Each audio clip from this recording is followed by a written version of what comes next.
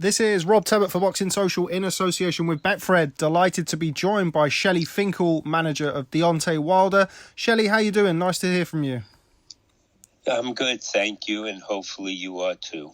I'm doing well, thanks. I'm doing well. Let's just jump straight into this past weekend's action, Shelley. I'm assuming you're an interested observer from that side of the pond, witnessing Anthony Joshua's unified title defence against Oleksandr Usyk, an unsuccessful defence. What did you make of the fight? I thought Usyk did what he had to do. He was great. Going in, I was a little reluctant because I wasn't overly impressed with his fight against Witherspoon nor against Chisora as a heavyweight. So I thought that Joshua physically would, dominate. But my gut feeling is that he got hurt in the second or third round, and he probably said to himself, oh, shit, this guy can punch. And he seemed to be a little reluctant to, unload. You mentioned that reluctance to unload. It's something that's been spoken about, particularly in the aftermath of Joshua Ruiz won in New York a couple of years ago. Do you believe Anthony Joshua is no longer that same fighter as we saw that night at Madison Square Garden? Well, a couple of things. The Ruiz fight, to me, was a young fighter making a mistake. He had Ruiz down, and he rushed in, not thinking. And instead of setting up the next punch, he ran into a punch himself, which most likely he never recovered from. So to me, that's a pass. It looks like he's a little bit gun-shy. Contrary to popular opinion, I do like Joshua. I think he is and was very good for the sport. He brought a lot of interest, as you could tell, 60-something thousand people there. When he fought Klitschko, it was 100,000 or 90 or whatever the number was at Wembley. And, he conducted himself as a gentleman during things as the champion. Shelley, you've looked after some of the biggest names in boxing, certainly heavyweight boxing as well over the years. How damaging of a loss is that for Anthony Joshua? I've just spoken to Alex Krasiuk, who's Oleksandr Usyk's promoter. He tells me the rematch clause has been activated. How difficult of a rematch is that for Anthony Joshua, judged on what we saw this past weekend? It really depends on Joshua more than on Usyk, because Usyk's going to do what he did. Usyk is going to outbox him. The question is, what changes does Joshua make in order to, move forward? It seemed as though there was a little bit of, chaos in the ring. I thought at the end of the 12th round, if it had been another, 10, 20 seconds, he may have been stopped. And it's funny, at the end of that round, Joshua gave him a smile, and I interpreted it as I didn't get knocked out. And you don't know what's going through his mind at the time. I know that after the fight, he was complaining about his eye, and that it was hurting him and whatever. Again, Usyk beat him. Final question on this past weekend's fight before we talk about next weekend's fight, of course. We've spoken about Anthony Joshua there, but just how impressed were you with Oleksandr Usyk? Very. He got hit a couple of big shots. He took them. He came back. He was willing to get in the mix. It wasn't like he ran. He was a very impressive fighter.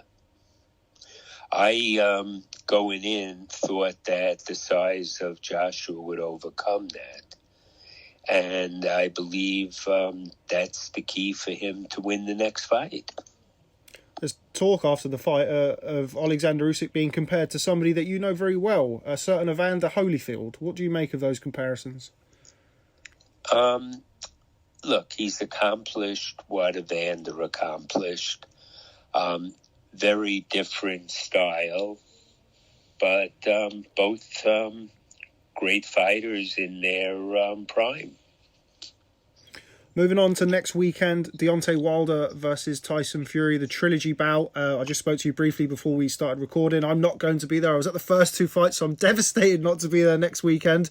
But a huge fight for the division, particularly even more so now on the back of Usyk Joshua. First and foremost, how is Deontay? How's he been in the final weeks of preparation for that fight? You don't want to get ahead of yourself, but this is the best Deontay has ever been since I've been with him, amateur or pro. What makes you say that, Shelly? His discipline, his regimen, his training, everything that is going right for him. Interestingly enough, I mentioned I spoke to Alex Krasik of K2 Promotions. He's tipping Deontay Wilder to knock Tyson Fury out. I think he's right. I think that this is the one. Look, the first fight, you could say whatever you want. I believe, and several important people believe, the ref took a longer count and had his discretion. Going into that fight, at best, I thought Deontay was 70%. He was weighing in at 212 or so the night of. In the locker room, he was under 210. And still in the 12th round, where he probably lost another 3 to 5 pounds during the fight, he put him down and put him down hard. And in the second fight, he took it too lightly, and I don't think he was more than 50-60%. You're going to see a Deontay going into the ring in excess of 85%. I'm a believer like Larry Holmes. You're never 100%. There's always something. It could be a stubbed toenail. It could be a wrist. It could be anything. You're never 100. And if this is not enough to take Fury out, I don't know what will be. If Deontay is indeed successful, we've seen comments from Bob Arum today stating that he would like to, if obviously Tyson Fury is successful, make an undisputed bout with Oleksandr Usyk following the fight. Of course, we've seen Anthony Joshua has a rematch clause that has apparently been invoked. Would that be the plan for Deontay? Get through Tyson Fury and then head straight for the undisputed fight if it presents itself? No, because he has unfinished business, Joshua.